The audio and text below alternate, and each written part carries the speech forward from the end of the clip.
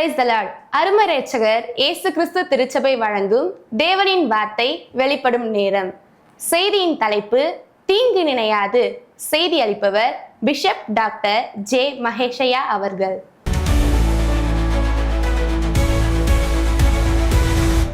Praise the Lord. இந்த நாளில் கூட தேவனுடைய வார்த்தை நம்ம கேட்கும்போது வேதத்தை நாம் படிக்கிற நாம் வேதத்தில் நிறைய விஷயங்களை கற்றுக்கொள்ள வேண்டும்.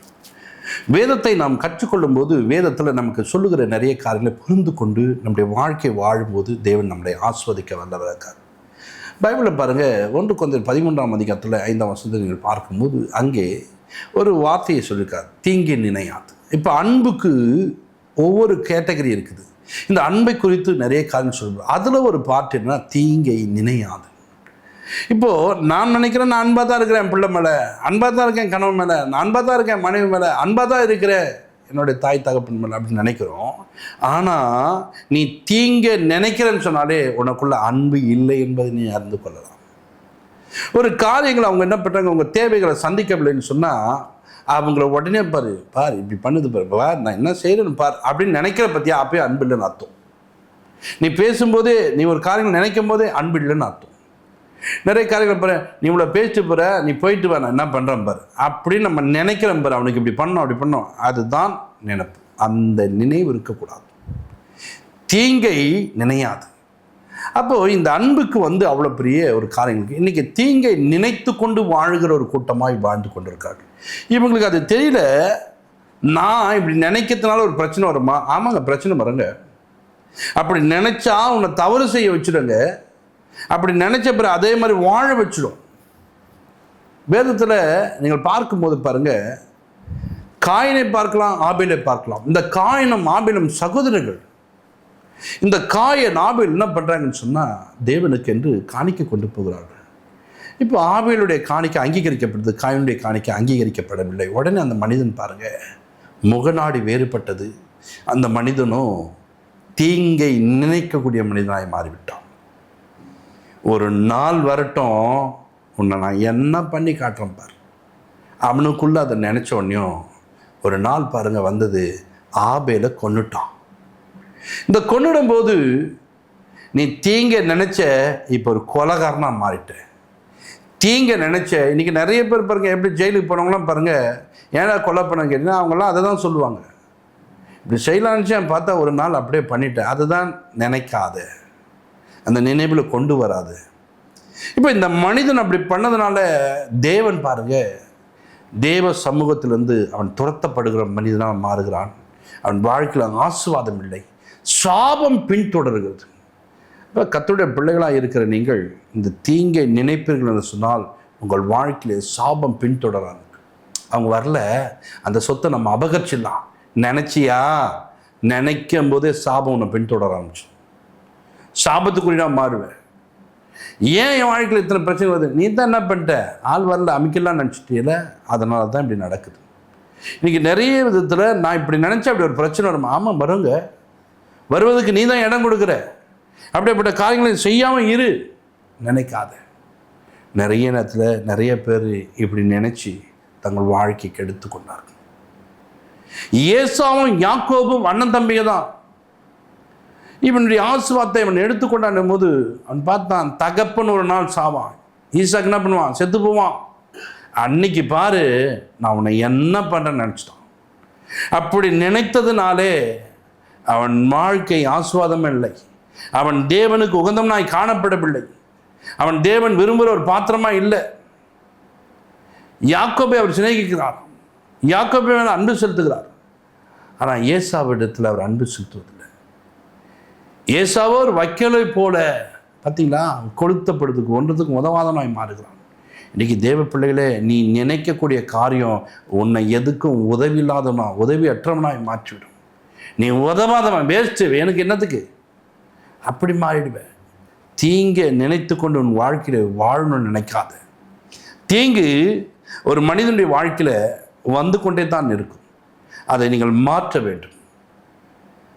யோபு சொல்லும்போது அந்த வார்த்தைகளை சொல்லும்போது கூட சொல்கிறது, தீங்கு எப்படி இருக்குமா, புழுதிலேருந்து வருத்தில்ல வராதுங்க. அது ஏதோ மண்ணில் ஏதோ ஒன்று உருவாக்குறாங்க, அப்படி கிடையாதுங்க. அது உனக்குள்ள உன் இதயத்தில் தோன்றக்கூடிய விஷயம். நீ தான் அதை ஓரம் கட்ட பார்க்கணும். நீ தான் அதை வெளியில் கொண்டு போக பார்க்கணும். அப்படி கொண்டு போவதுக்கு பிரயாசப்படு. இப்போ இந்த மனிதன் அப்படி பண்ணாததுனால அவனை இப்படி பண்ணிடணும், அப்பா சாகும்போது இப்படி பண்ணிடணும்னு நினச்சான். ஆனால் அந்த வாழ்நாளெல்லாம் கஷ்டப்பட்டவனாய் மாறுகிறான். ஏசாவுடைய காரியங்கள் ஆசுவாத்துக்காக அலைகிறான்.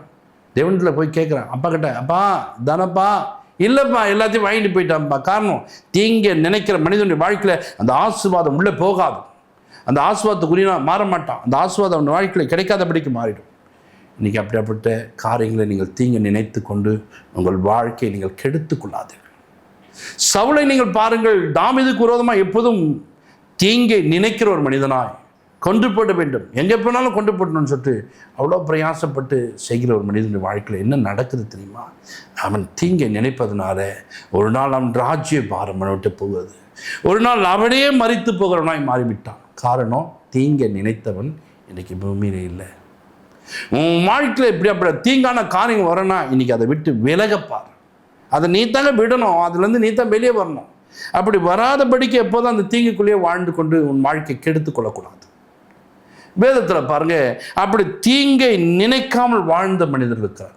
யோசேப்பை நீங்கள் பாருங்க, அண்ணன்லாம் பாருங்க, அவனை பிடிச்சி குழியில் போட்டு வந்துட்டான் சொப்னக்காரன். தீங்கா நினைத்து அவனை கொல்ல வேண்டும் என்று நினைக்கும் போது, குழியிலே போட வேண்டும் என்று நினைக்கும் போது, எடுத்து விற்கும் போது கூட அவர் தீங்கை நினைக்காமல் இருக்கிறார். அந்த தீங்கை நினைக்காத ஒரு மனிதனுடைய வாழ்க்கையில் போகிற இடங்களில் ஆசுவாதமாக இருக்கிறான்.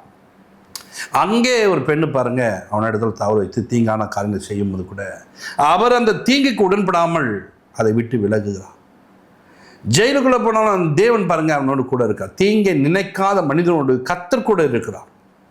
தீங்கை நினைக்கிற ஒரு மனிதனுடைய வாழ்க்கையில் பாருங்க எல்லாம் குறைவுபட்டு போகிறது. இன்றைக்கு தீங்கை நினைத்து நீ குறைவுபட்டவனாய் வாழப்போறியா? தீங்கை நினைக்காமல் உயர்ந்தவனாய் மாறப்போகிறாயா? தேவ பிள்ளைகளே, அப்படி தீங்கை நினைக்காத மனிதன் ஒரு உயர்ந்த ஸ்தானங்கள் அடைகிறான். ஒரு நாள் அண்ணன்கள்லாம் வராங்க, வந்து நிற்கும் போது, நீங்களோ எனக்கு தீமை செய்ய நினைத்தீர்கள், தேவனோ அதை நன்மையாய் முடிய பண்ணினார். பார்த்தீங்களா? இந்த தேவன் பாருங்க, தீங்கு செய்கிற மனிதனாக இருந்ததுனா இந்த உயர்வை அடைந்திருக்க மாட்டான். தீங்கு செய்த மனிதர்கள் முன்பாக இந்த மனிதனோ தீங்கை நினைக்காதனாய் வாழ்ந்தான். ஒரு மனிதன் தீங்கை செய்கிறான் என்று சொன்னால் அவனுக்குள்ள நினைப்பு வருதுன்னு சொன்னால் அந்த மனிதன் அதற்குள்ளே வாழும்போது அவன் வாழ்க்கையில் எல்லாவற்றையும் இழந்து போகிறவனாய் மாறுவான். இன்றைக்கி அப்படிப்பட்ட காரியங்கள் உங்கள் வாழ்க்கையில் இருக்குமானால் நான் இப்படிப்பட்ட காரியத்துக்கு உடன்பட்டு போகக்கூடாது என்று உங்களுக்குள்ளே வருகிற தீங்கான நினைவுகளை நீங்கள் என்ன பண்ணுறீங்க, அதை இல்லாமல் ஆக்கிடுங்க. அதை நினைக்காதீங்க, நேரத்தை கொடுக்காதீங்க. கொடுத்து ஏன் உங்களை கெடுத்து கொள்ள வேண்டும்? தாவீதுடைய வாழ்க்கையில் எத்தனையோ முறை பாருங்கள் மேற்கொள்ள வேண்டும். சவுல் வரும்போது கூட ஒரு நாள் பாருங்கள், சவுல் வந்து தன் வாழ்க்கையில் பக்கத்தில் வந்து மாட்டிக்கினார். அவருடைய சால்வையின் துண்டை அறுத்து கொண்டு தூரமாக போய் நின்று அவரை பார்த்து சொல்வார், நான் உனக்கு ஒரு பொல்லாப்பு கூட செய்யவில்லையே, உன் சால்வையின் தொங்கலை என்ன பண்ண அறுத்து கொண்டு வந்தேன்னு சொல்லிட்டு அவரை பார்த்து சொல்லும் போது அவர் ஆச்சரியப்படுகிறார். இந்த மனிதன் எவ்வளவாய் பாருங்க தீங்கு செய்ய வேண்டும் என்ற நினைப்பு இல்லாத ஒரு மனிதனாய் வாழ்ந்திருக்கிறார். அதனால்தான் அந்த மனிதன் உயர்ந்த ஸ்தானங்கள் அடைகிறார், ராஜாவாய் மாறுகிறார். இன்றைக்கு உங்கள் வாழ்க்கையில் அப்படியே தீங்கான காரியம் இருக்குமானால் அவைகளை விட்டு விலக கற்றுக்கொள். இயேசு கிறிஸ்துவை பாருங்கள், இந்த பூமியிலே வாழுகிற நாட்களில் நன்மை செய்கிறவர் தான் சுற்றி இருந்தார். தீங்கு செய்ய நினைக்காத ஒரு மனிதன். அப்படி வாழ்ந்ததுனால தான் தீங்கு செய்த மனிதர்கள் பாருங்க அவ்வளோ சித்திரவதை பற்றி சிலுவையில் கொண்டு போகும்போது கூட அவர் சொல்கிறாரு, பிதாவே இவர்கள் இன்னது செய்கிறார் என்று அறியாமல் செய்கிறாங்க, உங்களை மன்னிச்சிருங்கன்னு கேட்குறாரு. அப்போ அவருடைய வாழ்க்கையில் தீங்கு செய்ய வேண்டும் என்று நினைக்கவில்லை, நன்மை செய்ய வேண்டும் என்று நினைக்கிறார். இந்த பட்டணத்தில் தீங்கு செய்து அவரை துரத்தி விட்டாங்கன்னா காலையில் அந்த பட்டணத்தில் போய் நன்மை செஞ்சு கொண்டு இருப்பான். நாம் என்ன பண்ணுவோம், அவன் தோத்திட்டான் இவங்களுக்கெல்லாம் நன்மை செய்யணும்னு சொல்லிட்டு அந்த தீங்கை நினைச்சு கொண்டு அவங்களுக்கு நாம் எப்படி தீங்கு செய்யலாம்னு சொல்லிட்டு யோசித்து கொண்டு இருப்போம். அப்படியாப்பட்ட காரியங்கள் வாழ்க்கை இராதபடிக்கு இன்றைக்கு அதை மாற்றிக்கொள்ள பிரயாசப்படுங்க. அப்படியாப்பட்ட காரியங்கள் வாழ்க்கையில் இருக்கக்கூடாது என்பதை நீங்கள் ஒவ்வொரு நாளும் கற்றுக்கொண்டு தேவனுக்கு பிரியமாய் மாற்றிக்கொள்ளுங்க. கர்த்தர் உங்களை ஆஸ்வதிப்பார். நிறைய நேரங்களில் ஏன் அந்த தீங்கான காரியங்கள் நினைக்கிறீங்க, தீங்குக்குள்ளே போகணுன்னு பார்க்குறீங்க. ஸ்தேவனை பாருங்கள், எல்லாரும் தீங்கு செய்யும்போது கூட அவர் முழங்கால் படிட்டு தேவன் வைக்கப்பார். கல்லெறிறாம்பா, என்ன எப்படிலாம் பண்ணுறான் பாருமா, எப்படி முறைக்கிறான் பாருமா, எப்படிலாம் பார்க்குறான் பாருப்பா, எப்படி எரிச்சலோ இருக்கான் அப்படின்னு நினைக்கவே இல்லை. அவரை பார்த்தார்.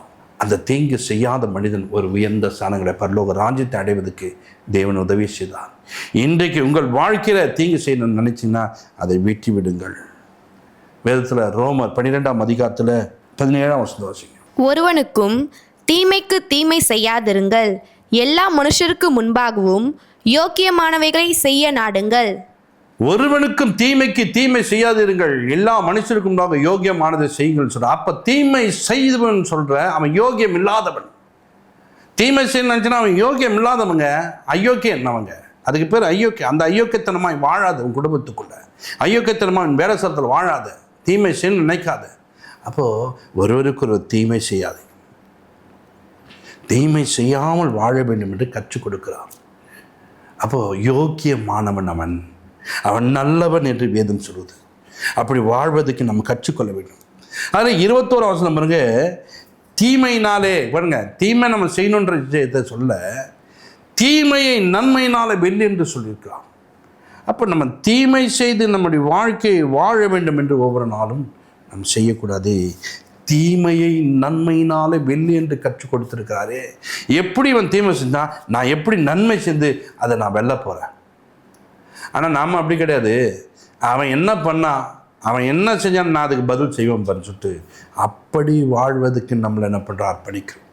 அப்படியாப்பட்ட காரியங்களை இன்றைக்கு உங்களுக்குள்ள இருக்குமானால் அதை மாற்றிக்கொள்ள பிரயாசப்படுங்க. எப்படியாப்பட்ட காரியம் வாழ்க்கையில் வரக்கூடாதுன்னா அப்படியாப்பட்ட காரியங்களை நான் விட்டு விலக வேண்டும் என்று உங்கள் வாழ்க்கை தரத்தை மாற்றிக்கொள்ளுங்கள். நிறைய நேரங்களில் தேவ பிள்ளைகளே, தேவனோடு கூட ஐக்கியப்படுகல, இந்த தீங்கு உங்கள் வாழ்க்கையில் நீங்கள் நினைக்கும் போது, இந்த தீமையான காரியங்களை நினைத்து கொண்டு வாழும்போது இவைகள் உன்னை கெடுத்து போட்டுவிடும். இரவெல்லாம் யோசனை, பார் இப்படிலாம் செஞ்சாங்க, இப்படிலாம் நடக்குது, நம்ம என்ன பண்ணணும், உன்னை வேறு மாதிரி மாற்றிடும். உன் முகம் வேறுபட்டு போயிடும், உன் முகத்தில் கோபத்துக்கான காரியங்கள் வந்துடும், நீ செயல் வேறு மாதிரி மாறுவேன். அப்படி மாறாதபடிக்கு நீங்கள் மாற்றிக்கொள். மத்திய புஸ்தகம் 5ஆம் அதிகாரத்தில் சொல்ல பாருங்க, நான் உங்களுக்கு சொல்லுகிறேன். எல்லாரும் எப்படி சொன்னாங்கன்னு தெரியாது, நான் உங்களுக்கு சொல்கிறேன், உங்கள் சத்துருக்களை சிநேகிங்க. எப்படிங்க சிநேகிக்க முடியும்? அவ்வளோ வேதனை படுத்திருப்பாரு, எப்படிங்க செய்ய முடியும்? அப்போ என்னன்னா, அவன் சத்ருவான்னு பார்த்துட்டேன்னு சொன்னால் அங்கே தான் உங்களுக்கு என்ன உண்டாங்க தெரியுமா, அவனுக்கு விரோதமாக நான் யாருன்னு காமிக்க போகிறேன்னு. சத்ருவை சிநேகிக்க சொல்லிட்டாருங்க. இப்போ சிநேகிக்கக்கூடிய காரியங்களை நீ கொண்டு வந்தால் அன்பை செலுத்த வேண்டியவனாக இருக்க வேண்டும். தீங்கான காரியம் நினைக்கவே முடியாது. அதனால தான் இப்படி கற்றுக் கொடுத்தார். நாங்களும் என்ன பண்ணுறதில்ல, அப்படியெல்லாம் எப்படி செய்ய முடியும்? சபிப்பவர்களை ஆசிர்வதினா இருங்க, அவன் ஒரு சாபத்தை கூறானா அவன் மேலே நீ பல சாபத்தை குறித்து நிற்ப, நீங்கள் நல்லாவே இருக்க மாட்டீங்க. அப்படின்ற ஒரு வார்த்தை, அன்பு நேர்ந்த வார்த்தையாக வரும். கடுமையான சொற்களாய் கொண்டு வந்து அவன் மாத்திரம், அவன் குடும்பம் முழுவதும் நல்லா இருக்கக்கூடாது, அவன் சந்ததியை நல்லா இருக்கக்கூடாது என்று நினைக்கிறோம். அப்படி நினைக்கிறதுனால தான் இன்னைக்கு நீ நல்லா இல்லை, உன் குடும்பம் நல்லா இல்லை, ஒன்றும் இல்லாமல் போகுது. இப்போது அன்புள்ள ஒரு மக்களாக இருக்கிற வேண்டிய நீக்க அன்பு இழந்ததுனாலே ஆசீர்வாதம் குறைவு, சமாதானம் குறைவு, நன்மை குறைவு, கிருபை இல்லாத ஒரு வாழ்க்கை வாழ்ந்து கொண்டிருக்கீங்க. இன்றைக்கி அதை மாற்றிக்கிங்க. ஆண்டவரே, எங்கள் வாழ்க்கையில் நாங்கள் தீங்கை நினைத்து வாழ்ந்து இப்படி வாழ்ந்து விட்டோம் ஆண்டவரே. அன்றே அன்புள்ள ஒரு மகனை பார்த்து சொல்லுங்க, அன்றே தீங்கை அன்றே நினையாது. அன்பு உண்டா அவன் தீங்கை நினைக்க மாட்டான் என்று சொல்லுது. நானும் தீங்கை நினைத்து வாழ்ந்த நாட்கள் உண்டு. அன்றே அதை மாற்றிக்கொள்ள எனக்கு உதவி செய்யுங்க கேளுங்க. இன்றைக்கு ஆண்டு உங்களுக்கு உதவி ஜெபிப்போம். பரலோக பிதாவே, உமக்கு ஸ்தோத்திரம் ஆண்டவர். இந்த நாளில் அன்றே தீங்கு நினையாது என்று வேதம் சொல்லிக்குதுப்பா. இன்றைக்கி அநேக ஜனங்கள் தீங்கை நினைத்து கொண்டு தன்னுடைய குடும்பத்துக்கு விரோதமாய், தனக்குண்டான ஜனங்களுக்கு விரோதமாய் தீங்கை நினைக்கிறாங்கப்பா. இப்படியாப்பட்ட நினைவுகளுக்கு இவ்வளோ விலக்கி பாதுகாத்து கொள்ளுங்க. உதவி செய்யுங்க, நீங்கள் உதவி செய்யுங்க.